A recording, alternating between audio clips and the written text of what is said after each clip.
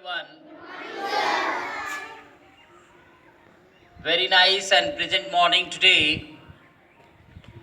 Today I am going to tell about the importance of daughters and women's. आज मैं आप लोगों को बेटियों का और खास करके महिलाओं का महत्व आप लोगों को बताने जा रहा हूं।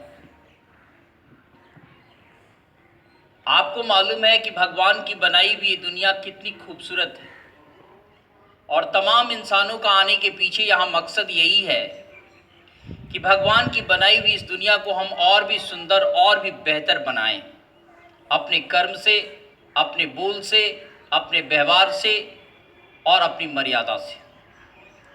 लेकिन भगवान की मनुष्य जो है दुनिया की सबसे सर्वोत्तम, सबसे सुंदर रचना है। उसमें भी सबसे बेटियां जो होती है या महिलाएं जो है इस दुनिया की और भी सबसे खूबसूरत रचना है। लेकिन बेटियों के प्रति आने वाली तारीख में या कोई भी आदमी अपने परिवार में या बाप भी जो है अपने बेटियों को जन्म देना नहीं चाहता है।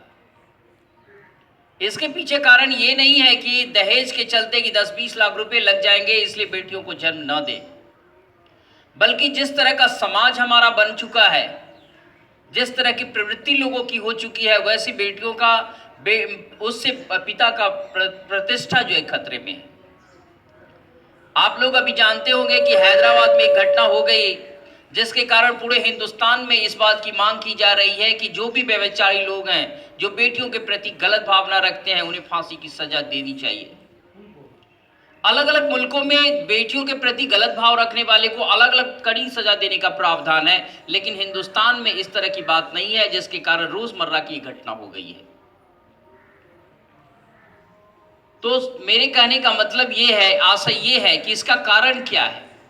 सबसे पहला कारण है कि जो विद्यालय जिसमें हम बच्चों को परवरिश, जिसमें बच्चों को हम शिक्षा देते हैं, उसमें ज़्यादातर स्ट्रेस, ज़्यादातर बातें आ रही है फिजिक्स, केमिस्ट्री, मैथमेटिक्स से, जिससे बच्चों का दिमाग तो तेज हो रहा है, लेकिन दिल के जितने भी गुण हैं, नैतिकता का जो सबक है, जो हमारे भाषा में, हमारे हिंदी, संस्कृत और इंग्लिश में है, जिसका बच्चों बहुत कम आत्मसात करते हैं और उन्हें आत्मसात कराया भी जाता है स्कूल में कम। अगर नैतिक रूप से बच्चों को हम बचपन से ही ये बात को सबक दें, शिक्षा दें कि किस तरह से बेटियों के प्रति समाज में हमारा क्या दायित्व है, लोगों को कैसे सलूक करना चाहिए, इस बात की तालीम अगर बचपन से बच्चों को दी जाए तो आने वाली तारीख में बच्चे जब बड़े भी होंगे तो किसी के प्रति कोई गलत भावना नहीं रखेगा।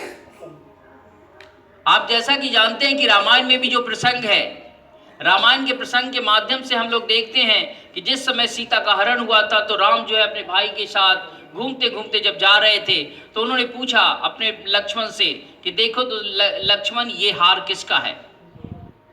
तो लक्ष्मण ने जो कहा था कि ये हार गले का है, और गले का हार मैंने अपने माँ सीता को, अपनी भाभी सीता को कभी भी पैर से ऊपर देखा नहीं। ये चूंकि हार गले का है इसलिए मैं नहीं जानता कि हार उनका है या नहीं। ये आदर्श बच्चों में डालने की जरूरत है। साथ साथ बच्चों में ये भी आदत डालने की जरूरत है कि दूसरे के साथ वही सलूक करें जो हमें अपने आप के लिए पसंद है। अगर हम सोचते हैं कि हमारी बहनों के प्रति कोई गलत भावना न रखे, हमारे परिवार की महिलाओं के प्रति कोई गलत भावना न रखे, तो निश्चित रूप से यही भावना जो है आपको भी रखना होगा कि हम दूसरे की माँ बहनों के साथ उसी तरह का सलूक करें जो मुझे अपनी माँ बहन के साथ पसंद है। या आप कैसे सोच लेते हैं कि अगर हम दूसरे के साथ गलत भावना रखेंगे तो हम बच जाएंगे। ये जीवन का सिद्धांत जो है, न्यूटन के सिद्धांत के अनुसार प्रतिक्रिया के विपरीत बराबर प्रतिक्रियाएं होती है। तो इसलिए आप दूसरे के साथ जैसा ही करेंगे वो लौट के आपके साथ आएगी।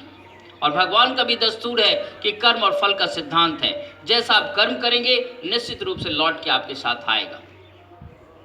तो निश्चित रूप से माई प्लांट्स स्कूल भी इस बात की घोर निंदा करती है जो बेटियों के प्रति बहुत गलत भावना रखते हैं, और उन्हें सख्त से सख्त यहाँ तक कि फांसी की सजा होनी चाहिए। Thank you, have a nice day.